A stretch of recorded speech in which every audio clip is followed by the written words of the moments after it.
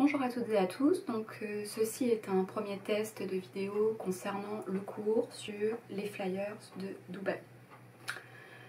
Donc ce cours sur les flyers de Dubaï, le prétexte c'est que vous imaginez que vous avez quitté le lycée, vous avez créé votre entreprise et vous êtes invité par l'exposition universelle de Dubaï qui a lieu cette année en 2020. Vous êtes invité pour présenter votre entreprise parce que l'exposition universelle invite de jeunes entreprises à venir se faire connaître. Donc pour rappel, les expositions universelles, c'est les expositions qui ont été créées pour présenter les réalisations industrielles des différentes nations. Et une des plus connues est celle qui a présenté donc la Tour Eiffel. Donc la Tour Eiffel en fait a été créée à Paris pour une exposition universelle et donc est restée sur Paris. Donc, pour créer votre flyer, vous allez vous inspirer des architectures. Ce sont des pavillons en fait qui sont présentés à l'exposition universelle en 2020. Donc on a déjà une représentation de ces pavillons parce que on a des images en 3D en fait qui ont été faites par les studios d'architecture. Vous allez vous inspirer de ces pavillons pour faire le décor de votre flyer. Donc vous allez commencer, vous avez l'habitude, par une analyse graphique. Donc vous relevez les formes au crayon à papier sans trop appuyer. Vous redessinez les formes de l'architecture que vous voyez et ensuite vous réalisez la gamme colorée. Donc la gamme colorée, je vous rappelle que vous n'êtes pas obligé de remplir toutes les cases avec la couleur si le pavillon est monochrome. Je vous rappelle que monochrome c'est une seule couleur. Par contre s'il est multicolore, plusieurs couleurs, là oui vous pouvez prendre plusieurs cases, voire même en rajouter si vous avez besoin. Donc vous réalisez les analyses graphiques ici sur les pages 1, 2 et 3. Des bâtiments qui vous sont présentés. Une fois que vous avez terminé ces analyses graphiques, n'oubliez pas de mettre votre nom en permanence en haut des pages, s'il vous plaît. Petit aparté, si vous n'avez pas de possibilité d'imprimer le papier comme je le fais ici, vous pouvez le faire sur des feuilles volantes. Et vous redessinez les cases avec les mots et vous reliez. Pareil pour l'analyse graphique, vous faites des cases, vous écrivez le nom de l'architecture pour que je sache à quel dessin correspond quelle architecture. Et voilà, donc vous n'avez pas besoin d'avoir d'imprimante si vous n'en avez pas. Une fois que vous avez fini les analyses graphiques, vous passez à la page 4. Sur la page 4, vous avez des compositions d'images. D'accord? Donc les traits correspondent à la composition, soit des éléments ça peut être le texte, ça peut être le dessin. Des compositions d'images. Vous reliez chaque composition d'image à son nom de bonne composition. Vous reliez ça. Donc est-ce que la première c'est une composition verticale, horizontale, oblique, désordonnée ou rayonnante? Une fois que vous avez terminé de faire ça, vous lisez que le principe que chaque composition en fait d'image, que ce soit une affiche de film, un flyer, chaque composition d'image va donner un sens différent à l'image, une intention différente.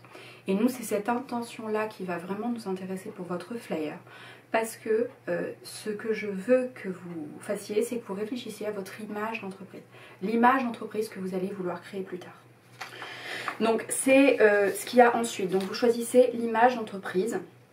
Est-ce que vous voulez que votre entreprise soit calme, rigoureuse, droite? Est-ce que vous voulez qu'elle soit dynamique, énergique? Est-ce que vous voulez qu'elle donne une image plutôt rayonnante, c'est-à-dire qu'il y a une portée large? Ou est-ce que vous voulez qu'elle soit plutôt désordonnée, donc pas dans le sens péjoratif, mais dans le sens plutôt anarchique, rebelle? Vous justifiez votre choix, vous expliquez pourquoi vous voulez qu'elle soit plutôt comme ça ou comme ça. Il n'y a pas de bonne réponse, c'est vous qui choisissez, c'est vraiment juste un choix là. Et donc vous notez le principe de composition correspondant. Donc je vous ai marqué à côté les principes de composition correspondants. Donc verticale, horizontale par exemple, ça va donner une image calme, rigoureuse. L'idée de la droiture en fait, voire de la rigueur morale dans certains tableaux d'histoire de l'art. Une fois que vous avez fait cet exercice-là, donc vous passez à l'exercice numéro 5. Cet exercice numéro 5, vous allez faire en fait le même travail mais avec les architectures. Ces 5 architectures ont été choisies, je les ai choisies donc sur le site de l'exposition universelle de Dubaï, donc sur le site officiel. Chacune de ces architectures correspond à un ou plusieurs des thèmes de composition. Donc les compositions, on avait vu que c'était rayonnante, verticale, diagonale, oblique, horizontale ou désordonnée, et vous allez les relier. Donc il peut y en avoir plusieurs par architecture, mais quand vous allez fonctionner en éliminant, en fait vous allez rendre compte qu'il y en a vraiment une composition principale pour chacune de ces architectures là. Vous allez les trouver et vous allez les entourer et je vérifierai que vous avez bien compris l'exercice. Et une fois que vous avez fait ça, donc dans le petit encart ici, vous allez dire quelle architecture correspond à votre image d'entreprise. Je vous rappelle que si votre entreprise était dynamique par exemple, quel principe de composition correspond à dynamique? Et du coup, quelle architecture? Quelle architecture va respecter ce principe de composition? En fait, tout va découler de ça. Tous vos choix vont découler de l'image d'entreprise que vous allez vouloir donner. Ensuite, page numéro 6, donc vous allez trouver un nom à votre entreprise. Je vais juste vérifier que le nom de l'entreprise aille dans le sens de l'image de l'entreprise que vous voulez donner.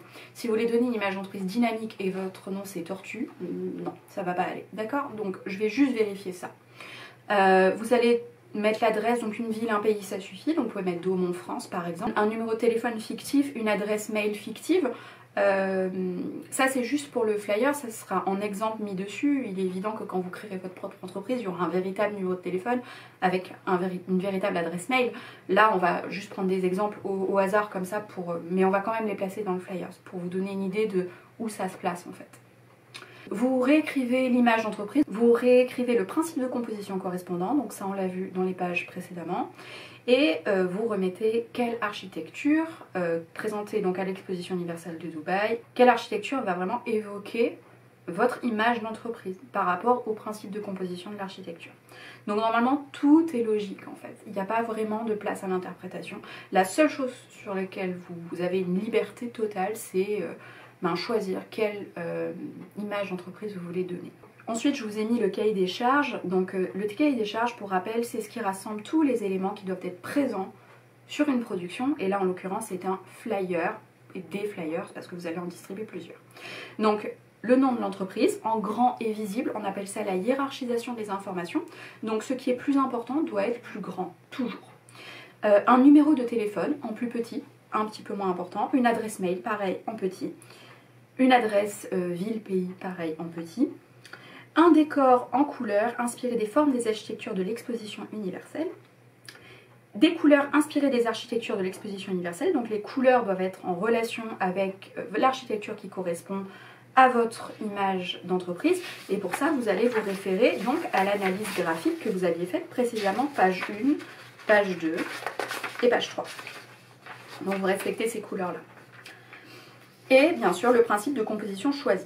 Donc le principe de composition choisi, vous allez vous en servir pour placer vos éléments, le nom de l'entreprise, l'adresse mail, etc., etc. Je vous expliquerai dans l'exemple tout à l'heure pourquoi.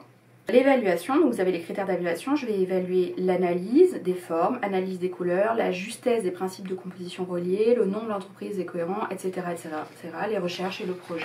Pour la partie recherche, donc vous avez ici deux cases différentes, donc vous allez faire deux recherches. Il y aura une note sur l'étendue des recherches, c'est-à-dire sur le fait qu'il y en ait deux. Vous allez commencer par dessiner au crayon à papier sans appuyer les traits de la composition qui correspond à votre image d'entreprise. Donc par exemple horizontale ou verticale. Au crayon, donc vraiment sans appuyer, j'insiste là-dessus. Sur ces traits de composition, vous allez placer en gros le nom de l'entreprise et en petit l'adresse mail de l'entreprise. Dans l'exemple que je vous donne, la composition est circulaire, donc le nom et l'adresse sont en forme de cercle, ce qui est logique. Vous gommez les traits de construction de la composition, donc vous gommez en fait les traits de composition qui étaient là uniquement pour indiquer où placer les éléments, parce qu'on n'en a pas besoin en fait. Et vous dessinez ensuite dans le fond au crayon à papier les formes de l'architecture qui correspondent à votre entreprise. Une fois que tout ça est terminé, vous pouvez passer tout en couleurs. Vous respectez les couleurs de l'architecture, y compris pour le nom de l'entreprise. Je vous conseille de les mettre en plus foncé, voire en plus clair, ça peut faire ressortir, il faut qu'on le voit. Et ensuite, une fois que vous avez fini, n'oubliez pas de retourner la feuille, c'est sens ici. Retournez la feuille, vous avez le sens de la composition, vous faites votre flyer final. Et normalement, c'est bon, vous avez votre flyer final qui est fait.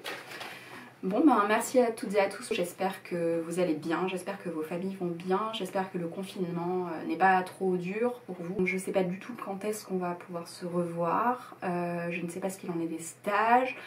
J'ai pas vraiment d'informations de plus à vous donner. Prenez soin de vous. Et à bientôt. Au revoir.